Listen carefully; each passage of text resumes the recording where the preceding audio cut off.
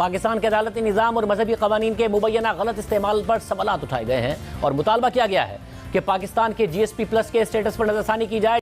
It's for the first time in the history of the world that we are inking an free trade agreement with a binding commitment to invest $100 billion in India. इस deal से जो कि यूरोपीय union की और India की होने जा रही है न्यू दिल्ली के अंदर फ्री ट्रेड एग्रीमेंट के हवाले से India and four-nation European bloc EFTA have signed a trade deal agreement to help promote investment. Doctor साहब, हम 75 साल में कुछ बन ही नहीं सके, ये एक सवाल है ना कि हम 75 साल में क्यों कुछ नहीं बन सके। आप क्या समझते हैं किसी मुल्क को, किसी कौम को बनने के लिए ठीक है 200 साल 400 साल चाहिए होता है, लेकिन हमारे साथ भारत है, उसने 75 साल में अपने आप को रीडिफाइन कर रहे हैं। लेकिन उसके लिए पहले पाकिस्तान को भी कुछ तैयारी कर लेनी चाहिए कि जो पहले कंप्लेंट्स होती रही हैं, जो शिकायतें भारत को होती रही हैं पाकिस्तान से, उसके बारे में भी यकीनन पाकिस्तान को सोचना होगा और उसके ऊपर काम भी करना होगा। सारे सियासतदान एक ही बात करते हैं कि हम जो है वो कटोरा नहीं उठाएंगे, हम भिखारी नहीं बनेंगे।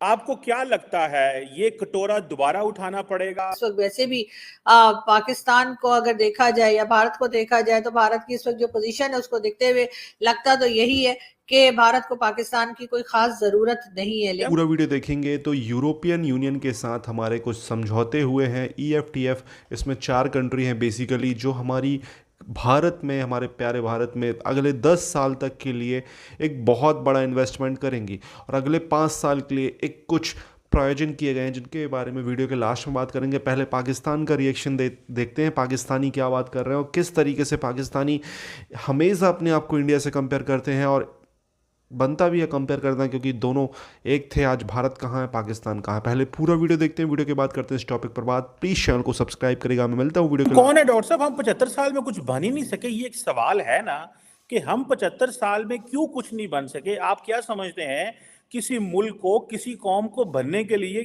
ठीक है 200 साल 400 साल चाहिए होता है, लेकिन हमारे साथ भारत है, उसने 75 साल में अपने आप को रीडिफाइन कर रहे हैं।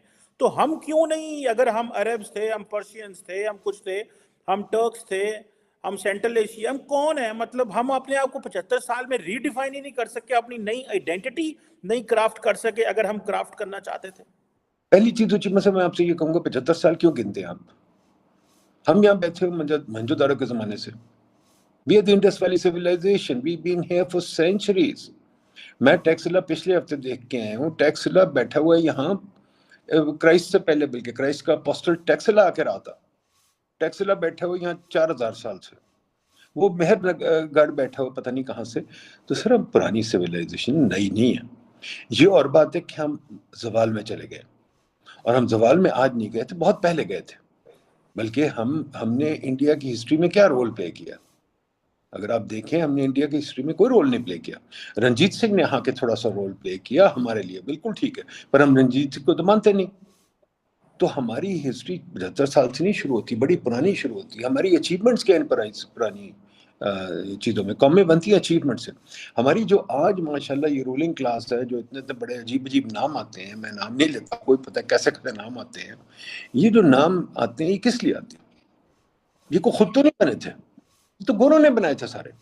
गोरों ने इनको जमीनें देके बनाया, गोरों के लोग हैं। हम कौन है? हम फिर आके बीच में हमने वो ठीक है मुसलमान बन गए हैं, बिल्कुल हम मुसलमान हैं, पर ये हम भूल जाते हैं कि मुसलमान हम कन्वर्ट हुए हैं। हम अरब शरब कोई नहीं है। वो हसन खान बार ठीक कहता, भाई तुम कहाँ से मतलब अपना रिश्ते जोड़ते हो अरबों से? हम तो कन्वर्ट हुए, हमने ला इलाहा पढ़ी है इसलिए मुसलमान हुए। हम ला इलाहा बिल्कुल पढ़ते हैं, हम हैं मुसलमान।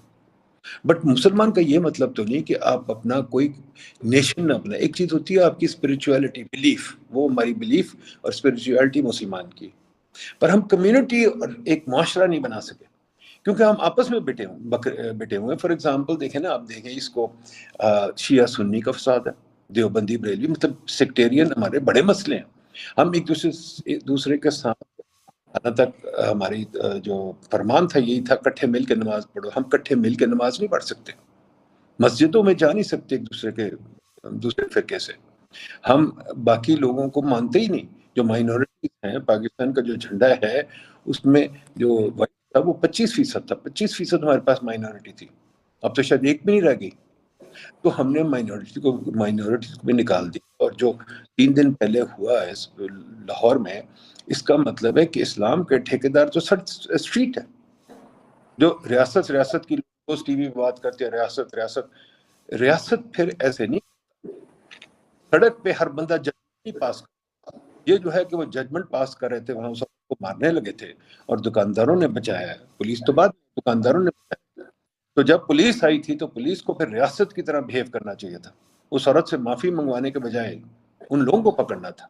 तो जब हुकूमत मतलब अपनी रियासत बनाना ही नहीं चाहती और कौम भी रियासत नहीं बनाना चाहती, 4 बंदे इकट्ठे होके फतवा पास कर दें तो वो रियासत बन गई। जुडिशरी के पास जाने की जरूरत कोई नहीं, एक बंदे ने फतवा लगाया, बाकी ने कत्ल कर दिया। हम तो पूछते ही नहीं, सवाल ही नहीं पूछते, हम तो कत्ल करने को तैयार हो जाते हैं। तो खुदारा देखिए, इसके आगे मैं चलूं, क्या मुआशरा। आपने अभी देखा है दुबई में एक खबर आई है, रिसेंटली कोई एनालिसिस आया कि दुबई में काफी लोगों ने पाकिस्तानियों को, खसूसन पाकिस्तानियों को वहां से नौकरियों से निकालना शुरू कर दिया और वापस भेजना शुरू कर दिया। वो कहते हैं कि काम के काबिल नहीं है, एक तो वक्त पे आते नहीं है, फिर काम करने से अब से वो भी करते हैं, क्या कहते हैं, लड़ाइयाँ भी करते हैं। तो वो कहते हैं नहीं ये नहीं चलेगा। आप खुद देख लें, हम जहाज पर जब दुबई से बैठते हैं तो दुबई में तो लाइन लगी होती है, जहाज पे बैठते हैं तूफान बदतमीजी शुरू हो जाता है। अभी आपने देखा था, एक आया था वो वीडियो कि एमिरेट्स के लोग एक पाकिस्तानी को क्या कहते हैं नशे की हालत में बाहर निकाले। मैं नशे के खिलाफ नहीं हूँ, बिल्कुल जरूर नशा करें, आपकी मर्जी है, 100%। अल्लाह ने सिर्फ ये कह के मना है, ये नहीं कहा कि आप नहीं कर सकते, जरूर करिए, 100% करिए। आफ्टर ऑल शैतान को अल्लाह ने इजाजत दी हुई है। हम कहते हैं जी हम मार देंगे नशा करोगे, बट और बाकी हम खामियां सब रखते हैं अपने साथ, सब रखते हैं। अल्लाह ने कहाँ कहा हुआ है, कहाँ कुरान में लिखा हुआ है, मुझे भी दिखा दे। माना मैं दीन आलम नहीं हूँ, ज़्यादा नहीं पढ़ा हुआ, बट हदीसें मौजूद हैं, कुरान मौजूद है जो कहता है कि रोज़े हशर पे आपका हिसाब होगा। मैं आपका हिसाब नहीं कर सकता, और अगर मैं आपका हिसाब कर रहा हूँ तो मैं शिर्क कर रहा हूँ, मैं आपका हिसाब नहीं कर सकता।